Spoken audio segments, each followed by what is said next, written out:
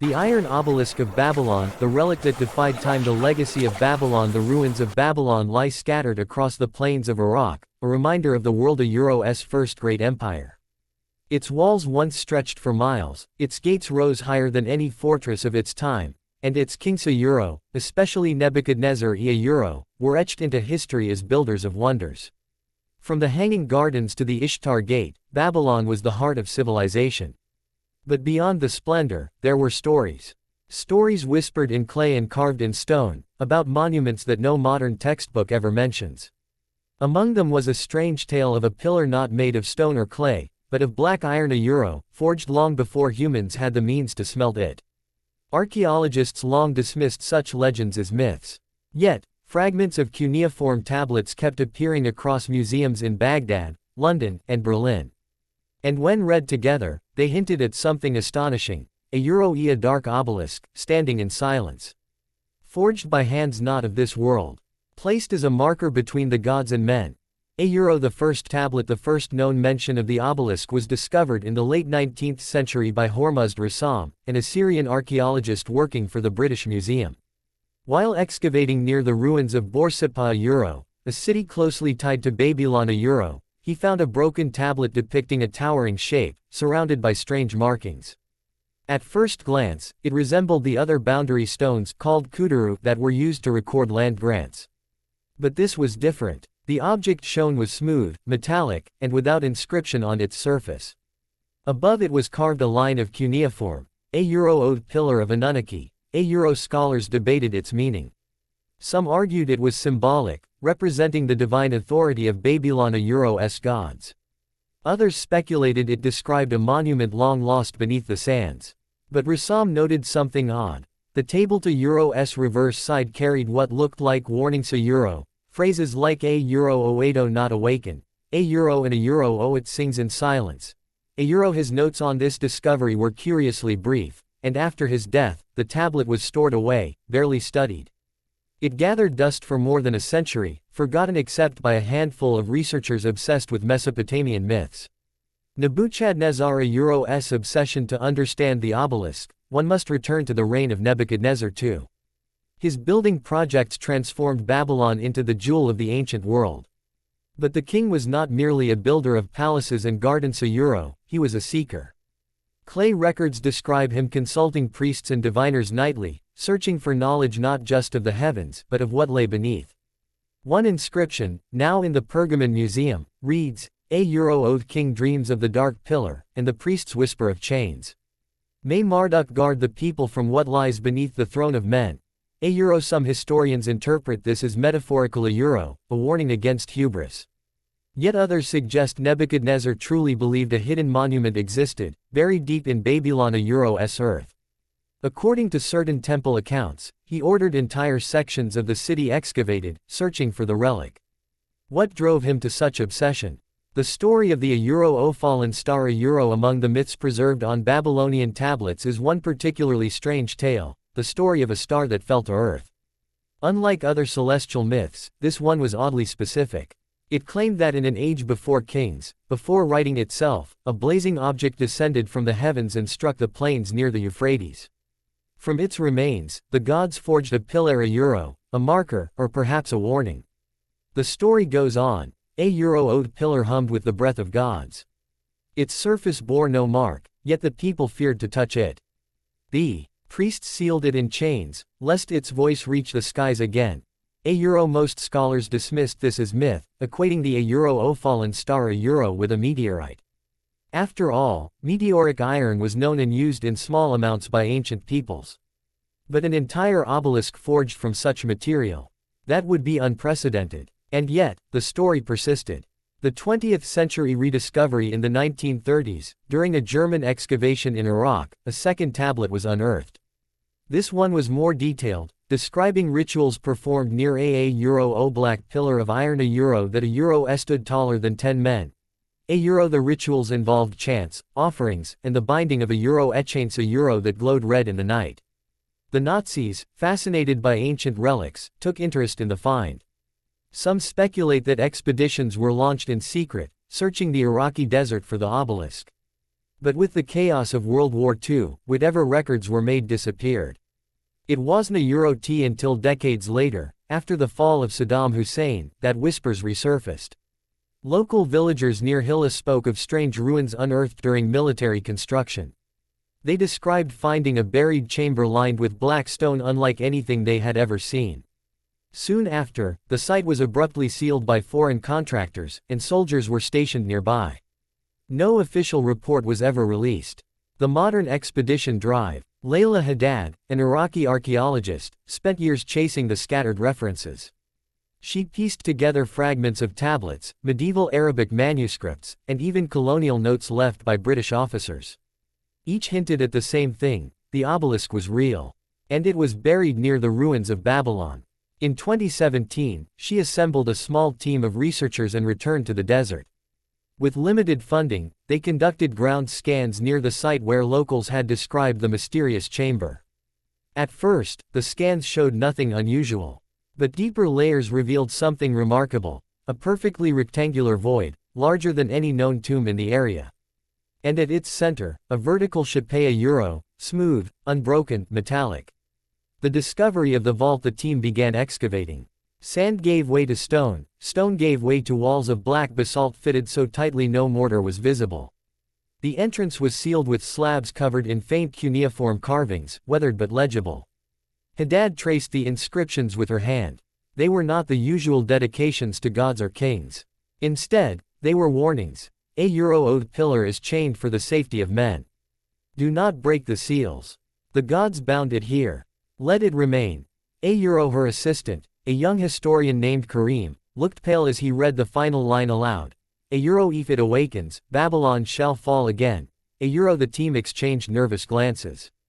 But curiosity, as it always has in archaeology, outweighed fear. They pressed onward. First glimpse inside the vault: the air was heavy, metallic. Dust shimmered unnaturally in their flashlights. The walls were lined with what looked like bronze rings embedded into the stone, connected by chains that stretched toward the chamber's center. And there it was, a towering shape, rising nearly 30 feet, smooth as glass, yet unmistakably metallic. Its surface was dark, but when light touched it, faint lines rippled across like veins glowing deep within. Unlike any obelisk known to man, it had no inscriptions, no carvings, only the faint hum of silence. The Iron Obelisk of Babylon. Haddad whispered, almost to herself. S real. The awakening curiosity. They approached cautiously. Karim placed a hand on its surface. It was cold, colder than the surrounding air. His compass spun wildly in his pocket, refusing to point north. Another team member switched on a recording device. The playback revealed faint sounds, not silence, but something to low vibrations, almost like a chant. Haddad took notes feverishly. The implications were staggering. An iron monument predating metallurgy. Bound in chains. And humming as if alive. She knew at once why the ancients had feared it. And yet she also knew this was only the beginning. Because if the obelisk was real, then the stories of what it bound might be real too. The chamber of chains. The team stood in stunned silence, lantern light flickering across the enormous vault. The walls stretched higher than they expected, curving into a dome. Bronze rings protruded from the stone, each one connected to heavy chains that wrapped around the obelisk's base like the bindings of a prisoner. Dr. Layla Haddad moved closer, notebook in hand. She whispered, not a monument, a containment. The thought chilled her. Archaeologists were used to tombs sealed to protect the dead. But this was different. This vault seemed built to protect the living from what stood inside. The obelisk rose almost 30 feet tall. Its surface reflected light strangely, dark as night yet shimmering faintly with a silver-blue sheen. Unlike stone, it bore no chisel marks, no cracks, no weathering. It looked untouched by time. Karim, her assistant, broke the silence. This is not Babylonian work. Not Sumerian. Not even Hittite or Assyrian. Nothing like this exists. The others murmured in agreement. And then they noticed something strange. The air inside the chamber was vibrating, almost imperceptibly like the hum of distant machinery. The singing metal. They set up instruments. A sound recorder picked up frequencies that none of them could hear with the naked ear. Played back through headphones, it was unsettling to Euro, low, steady, like a human voice humming a single endless note. A geologist tapped the surface with a metal tool. The sound it produced echoed unnaturally long, like striking a massive bell. The vibrations lingered in their bones. Oh, it sings, whispered Kareem, recalling the ancient warning, it sings in silence. Dr. Haddad made a note, material unknown. Surface appears metallic but resists sampling. Magnetics unstable. Emits low-frequency resonance. When she looked up, the others were staring at the obelisk with unease. No one spoke. It felt like they were in the presence of something alive. The desert legends that night, while camped near the ruins, locals from a nearby village approached.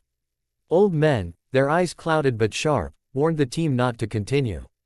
One elder told them a tale passed down for generations. There is a place in the desert where the ground hums. At night, if you lie your ear to the sand, you will hear it sing. They say it is the voice of the chained star. My grandfather A's brother went there once. He came back with white hair and never spoke again. Another added, if in the armies came, they dug near the cursed place. Soldiers vanished in the night. The earth took them. The ones who returned said they dreamed of silver fire. The researchers listened carefully. Oral legends often hid kernels of truth. And here, the parallels with their find were undeniable. The glowing symbols the next morning, back in the vault, something had changed. On the obelisk Euro's surface faint symbols had apparated lines of light crawling like veins. Omar, the linguist, snapped photographs. The symbols resembled cuneiform but twisted, distorted, almost as if the script was alive and shifting. He whispered, this isn't a T language. Ida something older. Something trying to be understood. As they watched, the symbols rearranged themselves, glowing brighter when anyone stepped closer. It felt as if the obelisk was responding to their presence. Layla, the youngest researcher, shuddered. Ida saw watching us. The first incident that evening, Kareem stayed behind to sketch the markings. Hours later, the others found him unconscious on the chamber floor. When he awoke, his eyes were glassy, distant. He muttered in broken Akkadian an ancient tongue he only barely understood before. His words were chilling. Oath chains are weak. The sleeper turns. The team exchanged horrified glances. He had no memory of saying it. That night, his body temperature dropped dangerously low, though the desert air outside was blistering. By morning, his skin bore faint impressions of the glowing symbols. The journal of Nebuchadnezzar among the fragments found near the site was a badly damaged clay cylinder, possibly part of Nebuchadnezzar's own writings. It described a star metal pillar hidden beneath the city. One line stood out, it is not a gift. It is a chain. The Anunnaki left it when they fled the heavens. To guard or to warn, I cannot say. But I fear the day the pillar speaks again. The king had known of it. Perhaps he even sealed it. The team realized with a shiver, the Iron Obelisk wasn't a symbol of power it was a burden passed from the gods themselves. The faint light on their fourth night, the desert sky above their camp glowed faintly silver. No stars, no moon just a haze, as if the obelisk below was projecting upward. Dr. Haddad wrote in her journal, the vault is not inert. It reacts to our presence. Perhaps it always has. Did our excavation weaken the seal? Or is it simply awakening because we are here? None of them slept. And then came the whispers. The whispers at first they thought it was the wind. But the sound grew clearer dozens of voices speaking in unison, drifting through the vault's passageway. None of the words made sense, but the rhythm was hypnotic, almost like a chant. When they entered the chamber, they saw the obelisk glowing faintly. The symbols pulsed like a heartbeat. And though none could explain why, each of them heard the same message in their own tongue. Break the chains. The words echoed inside their heads. Layla covered her ears, sobbing. Kareem whispered it aloud, over and over, as if entranced. Dr. Haddad forced them out of the vault. But the message lingered, a vibration that hummed in their bones long after they left. The choice by now, the team was divided. Omar wanted to continue. Othis is the greatest discovery in history. We can't turn away now. Layla begged to leave, warning that the obelisk was not meant for human eyes. Kareem seemed half-possessed, muttering phrases none of them understood. Dr. Haddad, though shaken, knew that sealing it again without documenting more could mean losing the truth forever.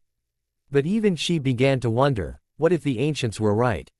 What if the obelisk wasn't a Euro-T meant to be studiate a Euro but contained? The final night of Part 2. On the seventh night of their stay, the chains binding the obelisk shifted. At first, it was a faint metallic groan, echoing through the vault. Then, a link snapped a Euro, a sound like thunder underground. The team stared in horror. The obelisk pulsed with light. The whispers grew louder. Dr. Haddad grabbed her journal, her voice shaking. A Euro Ida Euro S not just an artifact. Ida Euro S alive. And it wants out. A Euro the breaking of the seal. When the first bronze chain snapped, the entire chamber seemed to shudder. Dust rained from the domed ceiling, lantern flames guttered, and a deep vibration thrummed beneath their feet. Kareem stood closest to the obelisk, his eyes glazed. He touched the glowing surface and whispered, A Euro oh it remembers us. A Euro drive. Haddad yanked him back, her voice sharp with fear. A Euro oh nobody touches it again. Do you hear me? Nobody. A Euro. But as they dragged him away, the second chain groaned, straining against its anchor point. The obelisk pulsed, a faint heartbeat in metal, and the whispers grew louder. The instruments failed. By now their instruments were useless. Compasses spun wildly. Cameras recorded only static when pointed at the obelisk. Even digital devices failed. A Euro, batteries drained in seconds, screens went black. The only thing that functioned was their notebooks and their voices. Layla clung to her journal, sketching the glowing script that kept rearranging itself. Strangely, the symbols no longer seemed random. They were beginning to form words in Akkadian, a Euro, a language none of them should have been able to read fluently. Yet when the team looked at the markings, they simply understood. One phrase repeated, A Euro oath chains our mercy. A Euro the desert storm. On the 10th night, a storm rose from the desert with no warning. Sand roared across their camp in blinding sheets. Tents collapsed, equipment scattered, but the strangest part was this. The storm circled their dig site in a perfect ring, leaving the vault entrance untouched. From inside the chamber, the sound of the storm was drowned out by the obelisk a Euro's hum. It was louder now, a bass note that rattled their bones. Kareem claimed he could hear words within Ida Euro, directions, names, promises. He looked at Drive. Haddad with fever-bright eyes. A Euro Ida Euro's talking to me. It chose me. A Euro visions in the dark that night, each of them dreamed.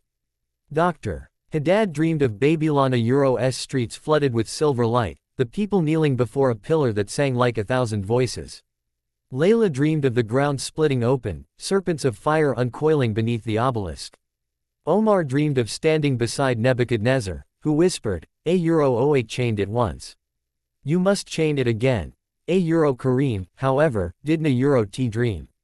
He awoke with symbols burned faintly into his skin, glowing in the dark. He didn't a Euro T seem afraid. He seemed exalted. The inscriptions deciphered. Omar worked tirelessly on the shifting script. One passage finally settled long enough to be copied. A Euro oh not of men, not of earth. The pillar binds what fell. Knowledge given is hunger unchained. Guard the silence. Guard the chains. A Euro. The translation chilled them. If the obelisk wasn't a Euro T of earth, then what was it? And why had the ancients built such an enormous chamber simply to hold it down? Layla wanted to abandon the dig. But Haddad, torn between fear and obsession, insisted they had to learn more. The blood offering. On the 12th day, an accident occurred. One of the local workers cut his hand on a bronze tool, blood splattering across the floor near the obelisk.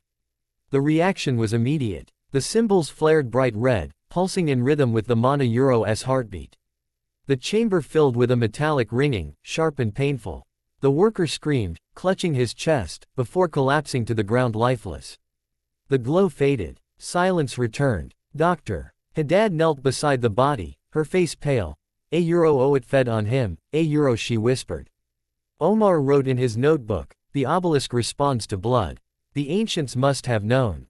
The rituals a Euro were not prayers. They were sacrifices. The breaking point. Morale crumbled.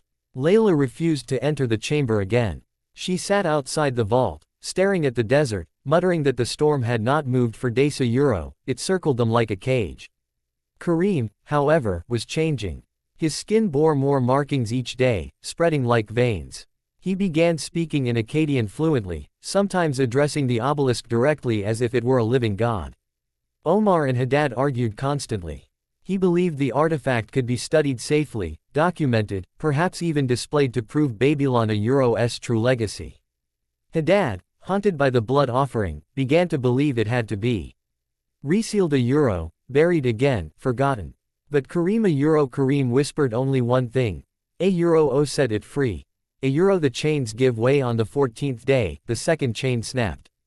This time, the sound was deafening, echoing like thunder across the vault. Dust filled the chamber, lanterns flickered out, and for a moment all they could see was the pulsing glow of the obelisk. The hum became a voice. Deep, layered, speaking not through their ears but inside their skulls. Each heard it differently, in their own tongue, but the meaning was the same. Unbind me. Know what they feared. Share what they buried. Layla fled the chamber, sobbing. Omar stood frozen, torn between awe and terror. Hadad clutched her notebook, whispering prayers. And Kareem stepped forward, smiling. His veins glowed with the same silver-blue light as the obelisk. The realization that night, drive. Hadad found one final tablet fragment near the vault's entrance. It was written by a Babylonian priest, perhaps one of Nebuchadnezzar's council. Chained the fallen star not for its power, but for what it called. Already the skies tremble when it stirs. If men unbind it, the heavens will answer. The obelisk wasn't t simply dangerous it was a beacon. A signal. And if Kareem was right, the chains were failing. End of part 3. The team realized too late, they were t studying a relic. They were standing on a prison. And its prisoner was stirring. The last chain shuddered. The vault walls cracked, and the desert storm roared like a living thing. Dr. Hadad scrawled one final note before the lanterns went out. The gods did not leave us gifts. They left us warnings. The final chain. The vault groaned like a living creature. Dust poured from the dome. The remaining bronze chain tightened, strained, then cracked link by link. Dr. Layla Hadad screamed for everyone to leave, but Kareem was already at the obelisk's base, his arms raised as if in worship. His body glowed faintly, veins of silver light crawling under his skin. It's not a prison. He shouted over the deafening hum. It's a doorway. The last chain snapped. The obelisk pulsed, flooding the chamber with silver blue light so bright it seared their eyes. The light for an instant, there was silence. Then came the sound 1,000 voices chanting in unison, rising from the obelisk. The symbols on its surface spun like a wheel, faster and faster, until they aligned into one colossal sigil. The sigil pulsed once, and the ceiling cracked open, a shaft of light piercing the desert sky. The storm above froze, its spiraling clouds lit silver from within. Every instrument left in camp failed. The recorders, the lights, even their watches all dead. Yet Hadad's notebook still worked, her hands scribbling wildly even as her vision blurred from the brilliance. The visions each survivor saw something different. Layla, crouched at the entrance, saw Babylon burning in silver fire, its towers crumbling as people fled from shadows that walked. Omar saw the heavens alive with stars, moving like living things, descending toward the earth. Dr. Hadad saw Nebuchadnezzar himself, standing before the pillar, chains in hand, tears streaming down his face. He whispered, forgive me.